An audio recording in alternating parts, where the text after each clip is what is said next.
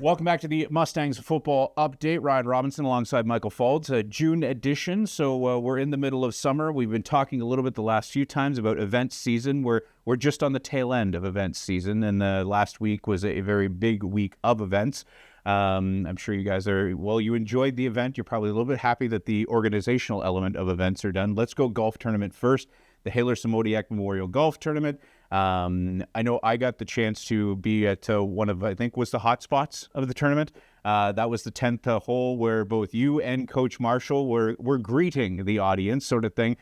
You said you're not the biggest golfer, so you're happy to just, interact with everybody who was there. How enjoyable was the golf tournament? Yeah, it was super enjoyable. It was awesome getting to spend 5 hours with Coach Marshall at a hole. Obviously got to see all 140 golfers come through and got to interact with many of them. Special day. Obviously, the Haylor family was there. The Semotiuk family was there in honor of both of their fathers, legendary coaches. So great day. We were at Tarandawa, which was an unforgiving course on the day. Not a lot of shade, a lot of lost balls, but everyone had a lot of fun. And then all the golfers made their way downtown. We went to Lucy's, then we went to Bird's. So thank you to all of our whole sponsors, everyone that took part, all the people that are alumni, all supporters that came back. An outstanding day for everyone. Now, how much fun was it for you to be there? And that element of, and I know I was taking a few pictures, and there's the stories that come back, the amount of times that I would see people say to Greg, great job, coach, and then they'd automatically look at you and almost start going into full football mode of like, so what do you got for us, Mike? And you're like, okay, whoa, there. Just here to say hello. How's the day going and stuff like that. There was a lot of camaraderie. There was a little bit of football strategy. All different audience coming into that 10th hole. Yeah, the one thing you can say is our alumni and our Western football community cares about how we do. They care about our student athletes. They care about the football program. So they want to know the ins and outs. They want to know who's returning. They want to know who's quarterback. They want to know how the recruiting class was. What's your coaching staff like? So it's special being at a place where they care that much, right? Is it a place where there's a lot of pressure to win? Yes, 100%. I knew that when I decided to come back, but it's great being at a place where everyone cares so much. And yeah, reminiscing with so many alum that I hadn't seen in many years, some that I was meeting for the first time. And you saw generations and generations of former Mustangs, guys that graduated within the last 5 years, guys that graduated 50 years ago. So special place, special golf course, special event. And that albatross on 9 for one group, and we'll leave that to those who know, sort of thing. There was a big celebration happening over there, but everybody was having a good time. Back-to-back days, you come right back to it, and then all of a sudden everybody's gone from the golf course and downtown for a celebration, and then there is the retirement tailgate spectacular. First and foremost, and before outside of us, I got to give props for my good buddy Dan Durack.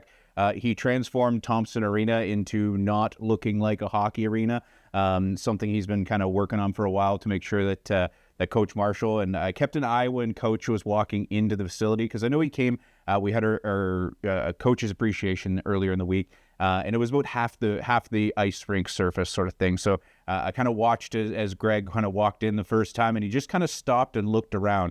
It takes a lot to kind of get Greg to be a little bit like, wow, sort of thing. He was actually wowed not only by the facility, but then the evening that was, sort of thing. You guys put together a great program for him. Yeah, 100%. And you said it. Dan Durack transformed that place. Once you were in there, no one felt they were in a hockey arena.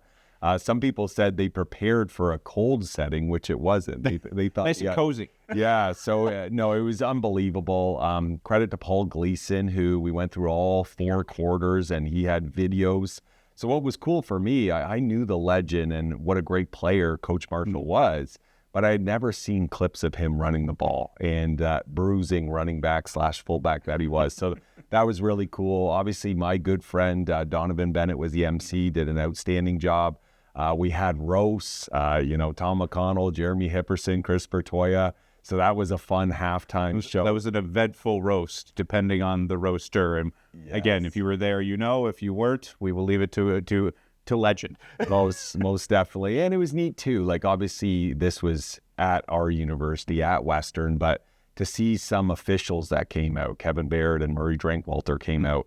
to see a lot of former MAC coaches and players from Coach's time there, and some people with the Ticats. So it truly was a celebration of someone that had over 50 years in the sport of football. So it was a great little send-off, and we had some fun too. People had T-shirts that they could buy. There was the Greg Marshall hats that they could get. There might be a couple hats left. Exactly. Stay tuned. And there were some Legend Lager refreshments. So altogether, a super fun evening. Credit to Dan, Paul, yourself, everyone in the organizing committee putting an outstanding, night together for the GOAT. And at the end, it was he got to finish out the evening with his address. He had the family recognizing the fourth quarter sort of thing, the whole Marshall clan on the stage sort of thing. And then for yourself and players and people associated with Greg, that big group shot at the end is really a good indication, and probably a small actual percentage of the folks who have both played and coached with them sort of thing. But we know from Greg and his address at the end about how much it's about family and how much he has to, wanted to make sure he wasn't just, focused specifically football.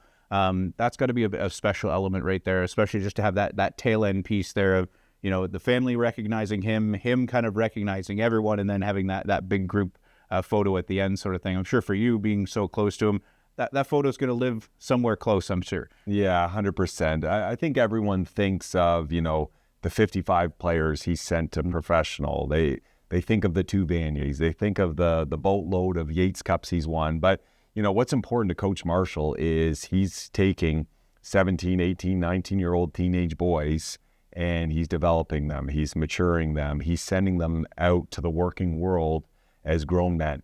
So you see all those past players come back, and they all have families of their own, and they're doing successful things in the business community. And that's what's important to Coach. As you saw with his 3 boys, with the 6 grandchildren, with his beautiful wife, Joan, family's super important to him. And that family's extended. It's the Marshall family. It's the Mustang family, the Marauder family, the Ticat family. His football umbrella, his football reach, and olive branch is a big one. And another big event to that night was the fact that Joan got a standing ovation, deservedly so, because we've all heard the stories of how, picking up and moving and so on and so forth sort of thing. So that was nice to see as well. And a great night for him. And between the golf tournament and his awards, and I know, and it's no surprise to you, but the amount of times that he made a point of saying, yes, I probably could keep coaching, but the amount of times I heard, but we've got the right guy to take things forward. And, in times, and that just kind of speaks to his personality. He wasn't making it about himself, even though some people think of Greg being Greg. He was always kind of making mention of the fact that, we've got the right guy taking it forward sort of thing. So that did feel pretty good for you, because on sometimes some people's situations in those say, yep, thanks a lot, really appreciate it. He was kind of deflecting a lot. Mm-hmm. Family does this, a family does that, Michael Faulds is here sort of thing. That's got to feel pretty good. Yeah, it does. And it kind of goes back to my answer about the golf tournament. Like, Western football players and Western football community cares how the team is doing.